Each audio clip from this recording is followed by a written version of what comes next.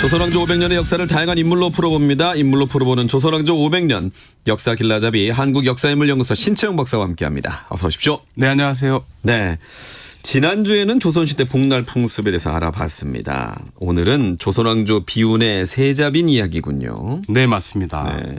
우리가 그동안 방송 등에서는 왕비가 주인공인 드라마가 많았어요. 네, 그런데 왕비는 원래 세자빈이었던 사람이 되는 거거든요. 그렇죠. 그래서 세자빈이었는데 왕비가 되지 못한 여인들이 있습니다. 하하. 예를 들면 조선왕조의 첫 번째 세자빈부터 그래요. 네. 원래 세자 방석, 이성계의 막내 아들, 예. 세자 방석의 부인이 현빈 유씨라는 여인이 있었어요. 예. 그 여인이 첫 번째 세자빈인데 내시하고 간통했다는 혐의를 받아서 쫓겨나요. 아, 네네네. 그리고 그 이후에 새로 들어온 방석의 세자빈이 현빈 부유심씨입니다. 예. 청송심씨가 아니고요. 예. 근데 이 여인 또한 왕자의 난에 휘말려서 왕비가 되지 못하고 비구니의 삶을 살았지요. 그만큼 세자빈은 정치의 한복판에 있는 여인으로 정권 쟁탈의 과정에서 희생양이 되는 경우가 많았습니다. 네. 그래서 왕비보다는 왕비가 되기 전에 그 세자빈의 여인을 좀 주목하는 것도 괜찮은 것 같습니다. 그렇군요. 그중에서 이제 또 조선 후기 경종의 세자빈이었던 단위왕후 청송심씨 이야기를 하고자 합니다. 네. 일단 청송심씨 하면 왕비를 많이 배출한 가문으로 또 알려져 있잖아요. 잘 아시잖아요. 그렇죠? 그렇습니다. 네. 제가 방금 세자빈이었던 단위왕후 청송심씨라고 말했습니다. 과거형이네요. 네, 그렇죠. 네. 그러니까 이 여인이 세자빈으로만 살다가 생을 마감했지만 나중에 남편 경종이 왕이 되었고 그 덕분에 이제 사후에 왕비로 추존된 것이기에 단위왕후라고 언급한 것입니다. 네. 뭐 잘 아시다시피 단위왕후를 배출한 청송심씨는 조선왕조 대표적인 명문가죠. 예. 게다가 그냥 명문가가 아니라 단위왕후가 세종비 서원왕후 청송심씨 가문이었습니다. 네. 즉 서원왕후의 아버지 안효공 10원이라는 분의 직계 12대 손이에요. 그렇죠. 게다가 이제 또 명종의 왕비 인순왕후가 있습니다. 청송심씨죠. 네.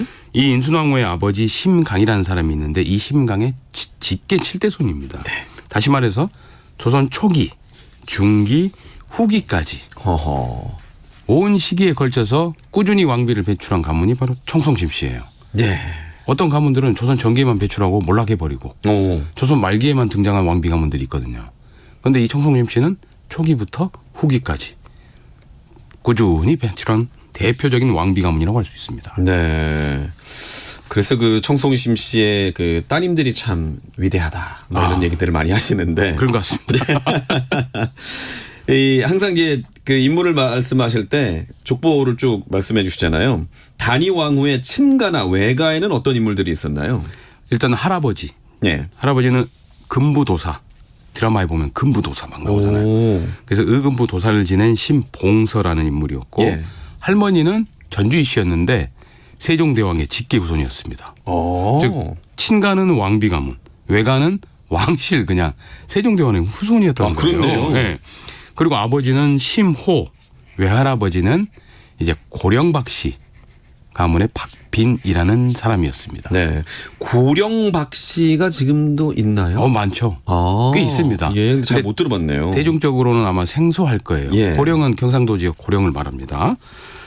이 조선 숙종 때 고령박 씨 가문은 정치 세력 중에 하나였던 소론의 대표적인 명문가였어요. 예. 이 특히나 이제 박빈, 즉 단위왕후의 외할아버지 박빈이라는 사람의 조카가 박항한이라는 사람이었는데 이 박항한의 아들이 누구냐? 우리가 암행어사 하면 누가 떠오릅니까?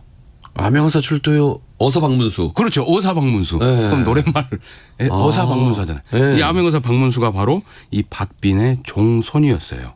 종손자. 그러니까 박빈이 박문수에게는 큰할아버지가 되는 겁니다. 그만큼 이 당대에는 고령박 씨 가문에서 과거급제자도 많이 배출하고 아주 유명한 명문가였어요. 이몽룡이라고 할 뻔했습니다. 큰일 날 뻔했습니다. 자, 그러면 단위왕후는 언제 어떻게 경정의 세자빈이 되었을까요? 일단 단위왕후는 1686년에 그때가 이제 숙종 12년입니다. 예. 바로 서울 남산 회현동에서 태어났습니다. 예. 남산 자락이죠. 그런데 그녀가 태어나기 전에 또 이런 왕비가 되는 여인을 낳았다거나 뭐 과거급 뭐 수석 합격자를 배출했다거나 하면 또 그 어머니들의 태몽이 다 신비롭습니다. 아. 근데 이 어떤 꿈을 꾸었냐면은 이 어머니가 하늘에 오색의 상서로운 구름이 마치 비단같이 떠 있고 그 아래에 여러 마리의 봉황이 날아다녔다는 거예요. 와. 보통 꿈이 아니죠. 예. 봉황하면 특히나 왕실을 상징하는 새이기도 합니다. 그렇네요. 그러니까 내 뱃속에 있는 아이가 나중에 혹시나 왕비가 될 수 있다는 걸 지금 예감하는 거죠. 예. 어찌되었든 이제 그녀는 11살이 되던 1696년에 세자빈으로 간택되었습니다. 겨우 11살입니다. 자, 그런데 당시는 2년 전에 일어난 정치적 격변기가 있습니다. 갑술 황국이라는 사건이 일어나요. 이때 정권이 교체되는 건데 이제 남인에서 서인으로 정권이 교체된 게 바로 2년 전에 일어난 갑술 황국이었어요. 예. 근데 서인은 이 안에서도 또 노론, 소론이 있었습니다. 그 중에서 이제 소론이 우세하던 시기였어요. 의정부, 영의정, 뭐 좌의정, 우의정을 다 소론이 딱 장악하고 있었거든요. 그래서 숙종으로서는 소론 가문 출신이었던 이 단위왕후를 세자빈으로 간택한 것으로 보입니다. 예, 그렇군요. 명문가 출신의 단위왕후. 당시의 남편, 그러니까 세자가 경종이었던 건데 우리가 경종은 장희빈의 아들로 알고 있습니다. 맞습니다. 예. 경종은 또 그의 어머니가 그 유명한 정식 명칭으로는 희빈 장씨라고 희빈 하죠. 장씨. 예. 근데 이 경종은 단위왕후보다 2살 어렸어요. 1688년에 태어났습니다. 자, 근데 그동안 숙종은 나이 40이 가깝도록 자식이 없었어요. 아들 하나도 없었습니다. 딸도 예. 없었어요. 그러니까 이제 늦은 나이에 자기가 총애하던 희빈 장씨와 사이에서 막 아들이 태어나 버린 겁니다. 예. 얼마나 기뻤겠습니까? 그렇죠. 게다가 또 정치적으로도 서인을 약간 견제하기 위해 남인 가문의 지지를 받던 이 희빈 장씨를 드디어 왕비의 자리에 올려버립니다. 예. 이 경종을 낳은 지 바로 1년 뒤입니다. 그래서 조선 후기에 후궁에서 왕비에 오른 유일한 사람이 희빈 장씨예요. 네. 조선 전기에는 후궁에서 왕비가 되는 경우가 조금 있습니다. 자, 그런데 어떤 일이 일어나느냐. 5년 뒤에 다시 서인이 정권을 잡게 됩니다. 장희빈 세력이 제거되는 거예요. 자, 그렇게 되자 이제 쫓겨났던 왕비 있습니다. 인현왕후죠. 예. 이 인현왕후가 다시 왕비가 되고 현재 왕비였던 이 희빈 장씨가 후궁으로 강등되는 초유의 사태가 벌어진 거예요. 그렇죠. 그래서 그냥 이제 후궁으로 삶을 살아가면 좋은데 그냥 이렇게 살면 좋은데 희빈 장씨는 다시금 왕비가 되고 싶어 했습니다. 맞습니다. 물론 그녀만이 아니라 그녀를 지지하던 정치 세력, 남인이라는 세력입니다. 남인 세력이 아마 그렇게 부추기기도 했던 것 같아요. 예. 그래서 발생한 사건이 인현왕후 저주 사건입니다. 그렇죠. 사극에서도 많이 다루지 않습니까? 이렇게 막 주술 사용하고 그랬다고. 맞습니다. 무슨 뭐 지푸라기 인형 갖다가 바늘로 찌르고 예. 뭐 무당을 궁궐에 불러다서 불러가지고 예. 구슬하고 뭐 흉물을 또 궁궐 땅에다가 묻었다든지 하는 사건이에요. 네. 그게 결국 발각됩니다. 이건 조선왕조실록에 나오는 얘기예요. 그때가 1701년입니다. 이때 인현왕후가 35살이라는 당시에도 비교적 젊은 나이입니다. 예. 젊은 나이로 생을 마감하게 되는데 그 다음 날 장희빈이 굿당을 설치해가지고 인현왕후가 죽기를 기도한 일이 발각됩니다.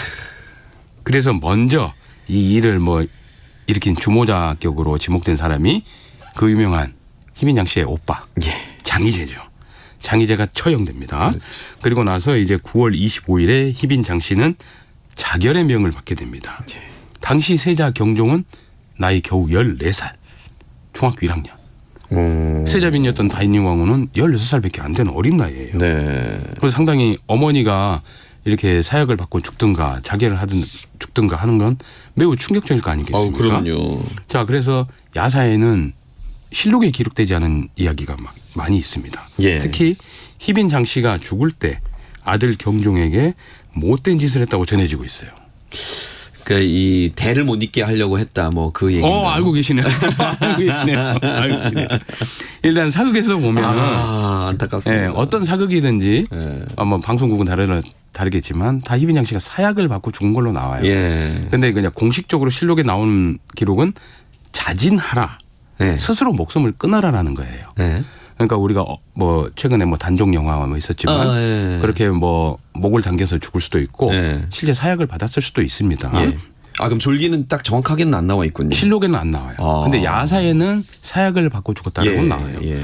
그래서 사극 수문록 아니 야사 수문록이라는 책이 있는데 예. 그 책에 보면은 희빈장 씨가 사약을 받고 죽는 모습이 기록돼 있습니다. 네.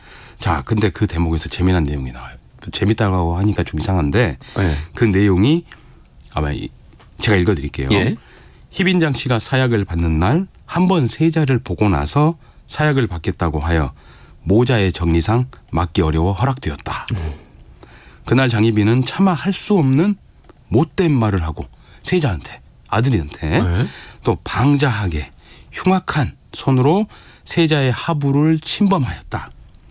그 이후에 세자가 땅에 쓰러져 숨쉬기 어려워하다가 반시각이 지난 뒤에야 살아났다. 세자는 이때부터 기이한 병을 앓아 몸은 점점 파리하고 누렇게 변했고 정신은 때때로 혼미하고 어지러워했다. 라고 기록되어 있습니다. 실제로 경종의 건강이 안 좋아졌던 건가요? 맞아요. 맞아요. 그런 것 같아요. 이게 이후에 이제 공식적인 자료인 조상조 실록에도 보면 성인이 된 경종은 늘 병을 앓았습니다. 게다가 또 다른 야사가 있어요. 이때 워낙에 정치적인 사건이 많기 때문에 우리나라 사람들이 또 기록하는 걸 좋아하잖아요. 대단합니다. 뭐 주관적인 것도 섞어서 그 또 다른 야사에 보면 경종에 대해서 이렇게 말을 하고 있습니다. 예. 말도 제대로 못하고 몸도 제대로 가두지 못하며 소변도 앉은 자리마다 뭐 누웠다라는 야사가 꽤 많아요. 정말 경종에 정신적으로나 뭐 신체적으로 상당히 안 좋았던 것 같아요. 그러니까 경종은 아마도 제 생각입니다마는 정상적인 부부 생활도 못했던 것으로 보여요. 왜냐하면 실제 왕비는 2명이나 됩니다. 경종에게. 예. 하지만 자녀가 없습니다. 네. 그리고 공식적인 후궁이 단 한 명도 없는 왕이 경종입니다. 예. 자, 이런 걸 딱 놓고 보면 어찌 보면 참으로 불쌍한 왕이 경종이었던 것 같아요. 네. 그러니까 앞서 그 뭐 손으로 세자의 하부를 침범하였다라는 것이 이제 그 대를 끊기 위한 어떤 희빈장 씨의 뭐 못된 짓이었다. 그렇죠. 발악한 거예요. 네, 라고 그렇게 본 이제 거죠. 되는 거잖아요. 네. 참. 그러면 세자였던 뭐 경종은 당연히 불쌍하지만 세자빈이었던 오늘의 주인공 단위 왕후도 그 이후로 평탄한 삶을 살지 못했을 것 같네요. 네, 맞습니다. 일단 단위왕후는 자기의 시어머니가 되는 장희빈이 죽기 한 달 전에 풍질이라는 병을 앓게 되기도 했습니다. 예. 그래서 몸이 별로 안 좋았어요. 그러다가 이후 19살이 되던 해에 아버지 심호를 여의게 됩니다. 당시 아버지 심호의 나이도 겨우 37밖에 안 됐어요. 오호. 그러니까 뭐 시어머니 그런 사건 겪고 또 시아버지 이렇게 겪고 그렇네요. 결코 평탄한 삶이 아니죠. 게다가 우리가 외국에 지금의 유럽이나 친아버지, 그렇죠? 유럽이나 일본에 보면 아직도 왕실이 있잖아요. 예. 거기에 뭐 세자빈으로 들어온 여인들 보면은 세간의 관심을 많이 아우, 받죠. 그럼요. 당시 조선 시대는 세간의 관심뿐만 아니라 정치 한복판에 있기 때문에 결코 부러운 삶이 아닙니다. 예. 그리고 14년 뒤인 1718년에 남편 경종이 왕이 되기 2년을 앞두고 33살이라는 매우 젊은 나이로 이 단위 왕후가 생을 마감하게 됩니다. 근데 이 시아버지 숙종이 이 단위 왕후 즉 며느리를 매우 사랑하고 아꼈나 봐요. 예. 그래서 매우 슬퍼했다고 조선왕조 실록에 기록되어 있는데 11살의 세자빈으로 간택돼서 궁궐에 들어온 이후 숙종과 뭐 왕비를 섬기는데 정성과 효도를 다했다고 합니다. 네. 그런데 이제 그녀의 남편은 장희빈 사후 몸과 마음에 많은 상처를 입었지요. 네. 그래서 그걸 곁에서 보던 단위 왕후도 결코 편한 삶을 살 수 없었던 것 같아요. 네. 경종은 그러면 이제 추후에 왕으로 추존된 거고. 경종은 일단 왕이 됐죠, 실제로. 예. 네.